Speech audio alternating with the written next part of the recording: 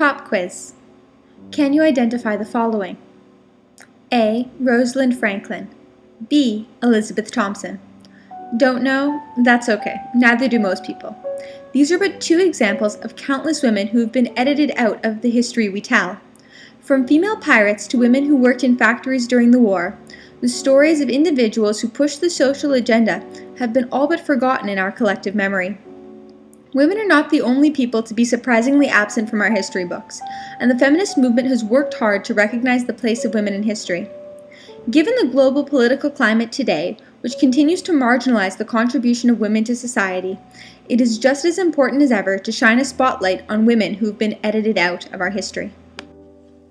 In 1962, the Nobel Prize in Physiology or Medicine was awarded to James Watson, Francis Crick, and Maurice Wilkins for their discovery of the double helix structure of DNA.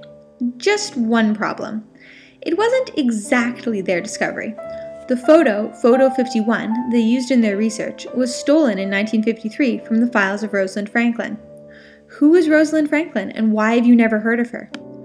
Born in 1920, Rosalind Franklin was a British scientist and X-ray technician.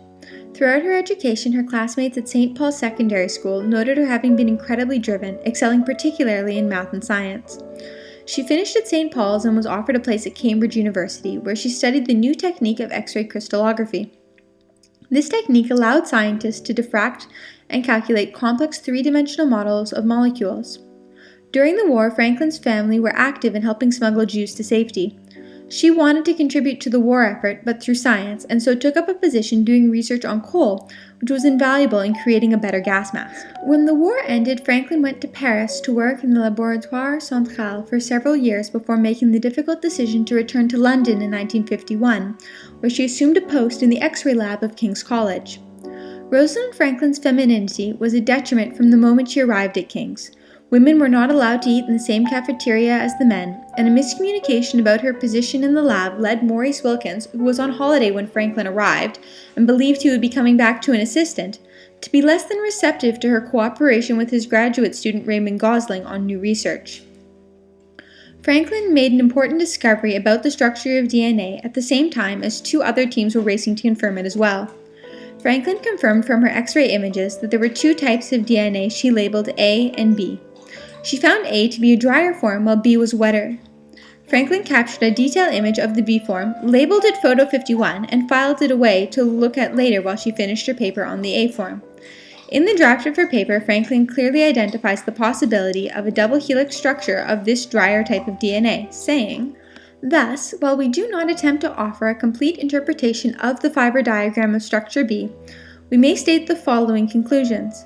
The structure is probably helical. The phosphate groups lie on the outside of the structural unit on a helix of a diameter about 20A. There are 10 phosphate groups per chain in one turn of the helix. The structure does not contain more than one equivalent coaxial chain, and the possibility of non-equivalent coaxial chains is not eliminated." It is clear that Franklin was well on her way to the discovery that the wetter form possessed this same double helix, which would provide solid evidence about the structure of DNA. While Franklin and Gosling were hard at work analyzing their evidence, they were invited to James Watson and Francis Crick's presentation of the model they were using to understand the structure of DNA. Much to the discontent of Maurice Wilkins, Franklin openly scoffed at the model, which was largely based on conjecture, while her own models were based on solid evidence. The hostile work environment at King's College had become too much for Franklin, and she arranged to finish out the year and then move to Birkbeck College in January of 1953. In the process of her move, Photo 51, the image of the Form B wet DNA that Franklin had put aside, fell, seemingly somewhat accidentally on purpose, into the hands of Wilkins, who showed the picture to Watson and Crick without consulting Franklin. On February 28, 1953, Franklin was invited to Cambridge once more to review Watson and Crick's new model for the structure of DNA. Franklin readily approved of this new structure, completely unaware that the data used to create it had been taken from her files. When Watson and Crick's paper was published in Nature on April 25, 1953, Franklin and Gosling's paper was also included in the issue, but positioned to appear as supporting evidence for the research of the Cambridge duo. Franklin's name appears nowhere in the paper Watson and Crick published in Nature. However, on an earlier draft, written in by hand and then crossed out, is a line thanking Franklin for her image, which provided crucial evidence towards the discovery of the double helix structure of DNA. Franklin's contribution was edited out of the history of DNA. Her relationship with the ordeal may not have been quite as simple as Photo 51 being stolen and her name being crossed out of an early draft of the paper that would go on to secure the Nobel Prize for her rivals. There has been some speculation by those who knew her, including Gosling, who co-authored her paper, that Franklin was aware that her data had been stolen from the time she saw Watson and Crick's second model. Why then didn't she say anything? One possibility, though those who knew her have not mentioned it, is that she did, and she was told not to speak up for some reason, which, given how Watson portrays Franklin as the incompetent villain in his book The Double Helix, and a noticeable pattern in the sciences of women being silenced, cannot be entirely discounted. More likely, however, are the possibilities that none of those involved were aware of just how important the discovery was at the time, and so Franklin was more concerned with the clear impact of her virus research. Or, as Gosling and other friends have said, Franklin had a deep love of science and was more concerned with her work helping further science than about her name being on it. Of course, that last possibility is the one that is nicest to believe. It paints the picture of a selfless heroine, and perhaps, if Rosalind Franklin had not died as young as she did, we could have asked her what the real, unedited story was. Franklin's life was far from defined or ruined from her experience at King's College, and she lived fully right to the end. After going to Birkbeck College, Franklin began doing research in the structure of viruses and is recognized for her valuable contribution to the field.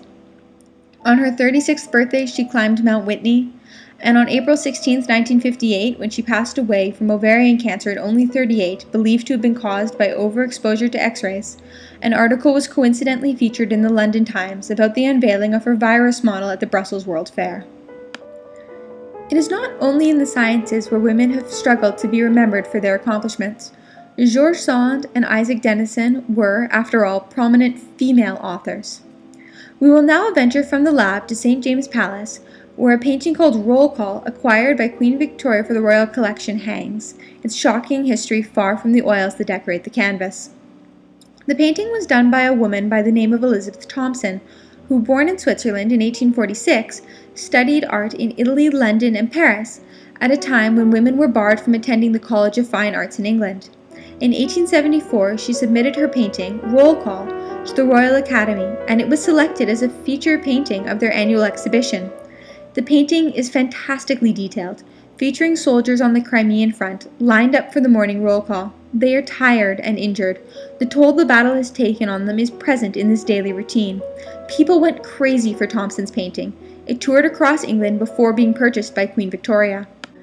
In 1875, her painting, Quatre Bras, which depicts French soldiers 2 days before the Battle of Waterloo, earned the praises of renowned art critic John Ruskin, who said, "I have never approached a picture with more iniquitous prejudice against it than I did Miss Thompson's, partly because I have always said that no woman could paint, and secondly because I thought that what the public made such a fuss about must be good for nothing.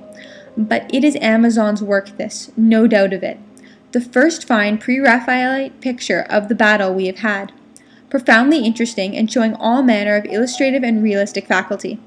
Of course, all that need be said of it on this side must have been said 20 times over in the journals, and it remains only for me to make my tardy genuflexation on the trampled corn before the palace of Pall Mall." In 1874, Thompson was a candidate for election to the Royal Academy and lost by merely 2 votes. While in retrospect we look back on her near acceptance as a mark of social progress, Thompson would have been the first woman admitted into the Royal Academy. However, for Thompson, this near miss was disheartening. In 1877, she married Major William Butler. She never tried for acceptance at the Royal Academy again. Her husband's career took precedence, and she traveled with him to various locations in the Middle East, Africa, and the United Kingdom, where he was posted. She published 3 books, including an autobiography. Together, they had 6 children. In Major William Butler's autobiography, he barely mentions his wife and says nothing about her prominent artistic career. Elizabeth Thompson does little better in her own. While the success of her paintings, Roll Call and Quatre Bras, are mentioned, her near acceptance into the Royal Academy is only one sentence. In 1889, I found out that I lost my election to the Royal Academy by 2 votes. Since then, I think the door has been closed, and wisely. She has edited what could be considered the most politically important moment in her life down to a sentence. It is as though she accepted that she will be edited out of British art history by the Royal Academy, and so cedes to this one moment of failure. The women history remembers are recalled as anomalous case studies. We have a tendency to distill them into one moment in a lifetime. Amelia Earhart flew an airplane, Rosa Parks sat on a bus. In doing this, we omit the lives they lived and the people they were, and we create a mindset that it is not every woman who can make a difference, only those irregular cases that for one shining moment slip through the door. I hope that in talking about Rosalind Franklin and Elizabeth Thompson, I depicted a full person who worked hard and experienced success and failure, not just a moment in a lifetime that comes to be the only thing they are remembered by while the rest of their story is slowly edited out of our memories. There is no real way of knowing for sure just how many women or individuals from other subaltern groups have been edited out of history entirely to make room for someone more easily accepted at the time. This is a dangerous pattern, one we have worked so hard to put an end to, and one that is at increasing risk of returning. Thank you for listening. The music in this presentation is Gymnopédie by Eric Satie. This presentation was brought to you by the letter R and the color green.